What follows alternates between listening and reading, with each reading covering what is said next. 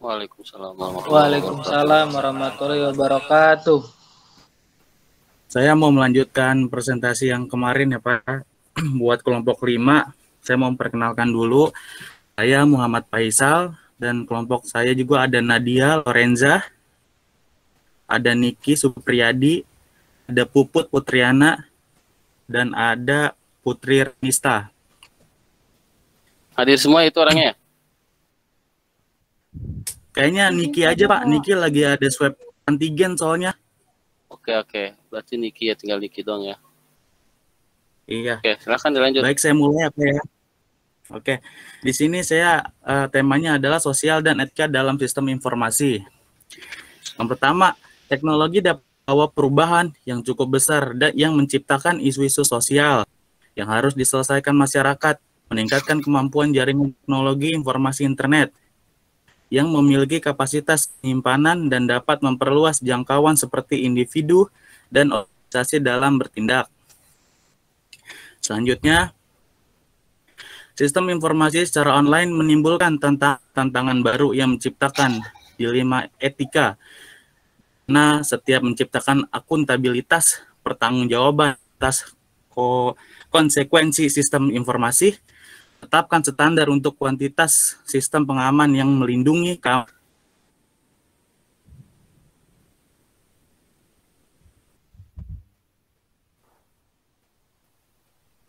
jaringan. Suaranya nggak ada ya, Pak? Hilang. Ngelek kayaknya, sinyal kayaknya. Sinyal ya, Lanjut aja yang lain. Ya, coba dilanjut yang lain ya, teman yang lain yang suaranya ada kedengaran.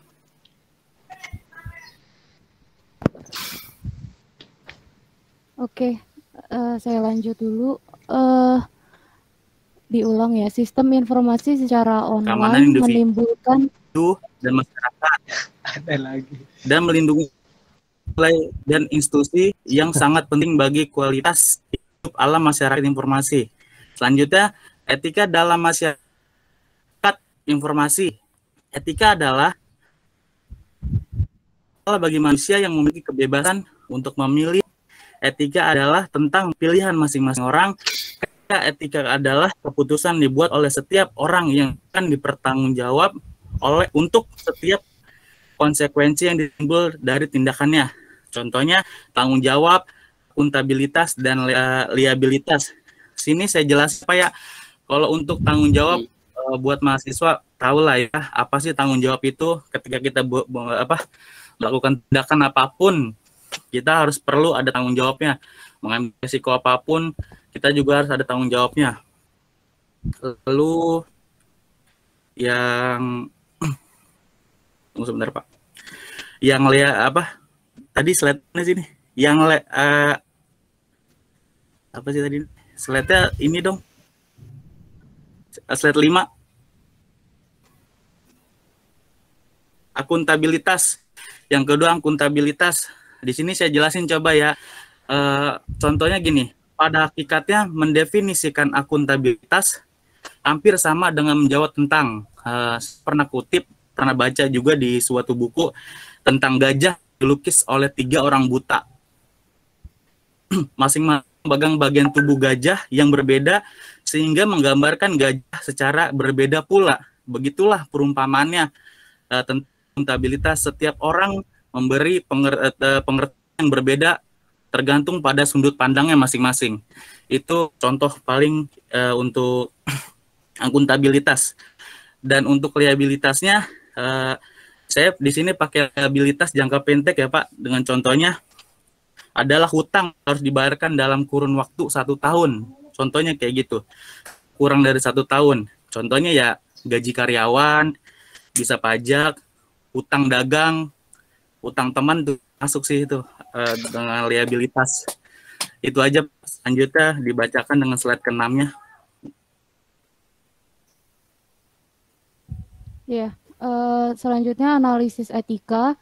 Ketika dihadapkan pada situasi yang tampaknya memunculkan isu etika dalam menganalisis masalah, terdapat 5 langkah berikut untuk mengatasinya. Antara lain yang pertama, identifikasi dan jelaskan faktanya dengan jelas. Yang kedua, didefinisikan konflik atau dilemanya dan identifikasi nilai-nilai luhur yang terlibat. Yang ketiga, identifikasi pihak-pihak yang berkepentingannya. Yang keempat, identifikasi pilihan yang dapat diambil dengan beralasan. Dan yang terakhir, yang kelima, identifikasi potensi konsekuensi dari pilihan. Selanjutnya, prinsip etika kandidat. Ada 6. Yang pertama, perlakukan orang lain seperti apa yang Anda harapkan dari orang lain. Yang kedua, jika sebuah tindakan tidak baik untuk dilakukan oleh semua orang, tindakan itu tidak baik untuk dilakukan oleh siapapun juga. Yang ketiga, jika sebuah tindakan tidak tepat dilakukan berulang-ulang, tindakan ini tidak tepat diambil. Yang keempat, ambil tindakan yang dapat mencapai sebuah nilai yang lebih besar atau luhur. Selanjutnya, ambil sebuah tindakan yang menghasilkan potensi bahaya atau biaya yang paling sedikit. Dan yang terakhir, yang keenam, asumsikan bahwa sebenarnya semua objek nyata dan tidak nyata dimiliki oleh seseorang kecuali jika ada pernyataan khusus yang lain. Selanjutnya, dampak positif teknologi informasi. Ada 6. Yang pertama adalah sebagai media yang dapat menghemat biaya. Yang kedua, internet sebagai media komunikasi. Yang ketiga, untuk bidang pendidikan, bidang agama, dan bidang perdagangan. Dan yang terakhir, media untuk mencari informasi atau data. Dan ini adalah dampak negatif dari teknologi informasi. Yang pertama, bisa menimbulkan pengangguran karena beban pekerjaan semakin berkurang dengan adanya komputer. Yang kedua, adanya kemungkinan penyalahgunaan data untuk kepentingan pribadi. Yang ketiga, perlindungan terhadap hak cipta seseorang sulit diwujudkan. Selanjutnya, ketergantungan pada komputer menimbulkan kelemahan bila listrik mati atau komputer terserang virus, maka data tidak dapat diakses. Yang kelima, ketidakmampuan sumber daya manusia dalam menguasai teknologi dapat menimbulkan kendala dan memunculkan anggapan bahwa teknologi justru menghambat pekerjaan. Dan yang terakhir, yang keenam adalah perjudian. Selanjutnya, pengertian sistem informasi akuntansi. Satu kesatuan sumber-sumber daya seperti orang dan peralatan yang dirancangkan untuk mengubah keuangan dan sumber daya lainnya menjadi informasi. SIA atau Sistem Informasi Akuntansi dapat dilaksanakan secara manual maupun komputerisasi. Karakteristik informasi yang berguna ada 6. Yang pertama ada relevan. Relevan itu maksudnya sesuai atau bersangkut, berkaitan dengan masalah yang ada. Yang kedua adalah andal. Andal itu adalah dapat dipercaya. Yang ketiga lengkap. Informasi yang tidak setengah-setengah tapi lengkap. Yang keempat tepat waktu. Yang kelima dapat dipahami. Dan yang terakhir dapat diverifikasi. Selanjutnya akan dibacakan oleh Putri. Ya, untuk selanjutnya ada komponen SIA. Yang pertama itu ada orang-orang, yang kedua prosedur-prosedur, yang ketiga data, yang keempat software atau perangkat lunak, yang kelima ada infrastruktur teknologi informasi. Untuk fungsi SIA, yang pertama mengumpulkan dan menyimpan data tentang aktivitas-aktivitas dan transaksi-transaksi yang dilaksanakan oleh organisasi. Yang kedua, mengubah data menjadi informasi yang berguna bagi pihak manajemen untuk membuat keputusan dalam aktivitas perencanaan, pelaksanaan, dan pengawasan. Yang ketiga, menyediakan pengendalian yang memadai untuk menjaga harta organisasi. Untuk tujuan mempelajari sistem informasi akuntansi, yang pertama ada memahami konsep-konsep yang berhubungan dengan siklus-siklus transaksi dan struktur. Yang kedua, ada membahas aplikasi teknologi informasi suatu organisasi. Yang ketiga, menggambarkan struktur organisasi fungsi SIA dalam suatu organisasi. Yang keempat, karakterisasi pengembangan SIA. Pihak pengguna utama SIA, yang pertama ada pihak eksternal, yaitu para pemegang saham, para investor, para kreditor, lembaga-lembaga pemerintah, dan para pelanggan dan pemasok. Untuk pihak internalnya ada para pengelola. Cara SIA bekerja, yang pertama yaitu mengumpulkan data tentang aktivitas dan transaksi suatu organisasi. Yang kedua, mengubah data tersebut menjadi informasi yang dapat digunakan pihak manajemen untuk menjalankan organisasi mereka. Yang ketiga, cara memastikan ketersediaan, keandalan, dan keakuratan informasi tersebut. 10 kegiatan kerja yang paling penting yang dilakukan oleh para akuntan. Yang pertama ada sistem akuntansi dan pelaporan keuangan.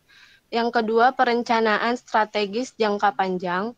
Yang ketiga, mengelola fungsi akuntansi dan keuangan.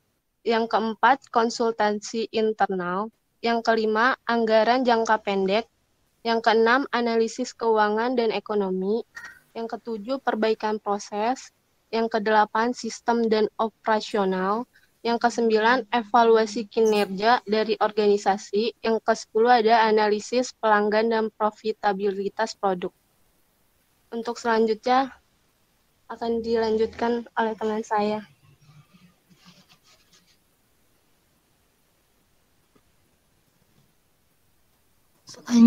Selanjutnya ada faktor yang mempengaruhi perencanaan SIA. Ada 3, yaitu budaya organisasi, strategi, dan juga teknologi informasi.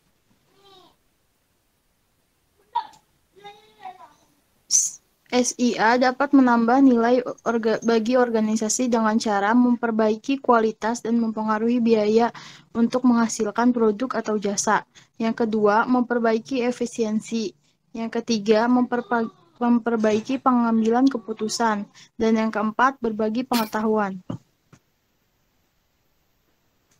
Peran SIA. Yang pertama, internet menjadikan strategi lebih penting dari sebelumnya. Yang kedua, sistem Enterprise Resource Planning atau ERP dirancang untuk mengatasi masalah-masalah ini karena mereka mengintegrasikan seluruh aspek operasi perusahaan dengan SIA. Yang ketiga, kunci utama dari fitur sistem ERP adalah integrasi data keuangan dan non-keuangan operasional.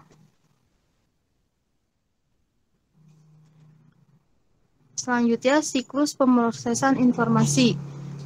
Ada 5, yaitu siklus pendapatan, siklus pengeluaran, siklus produksi, siklus keuangan, dan juga siklus pelaporan keuangan. Baik, buat kelompok kelima,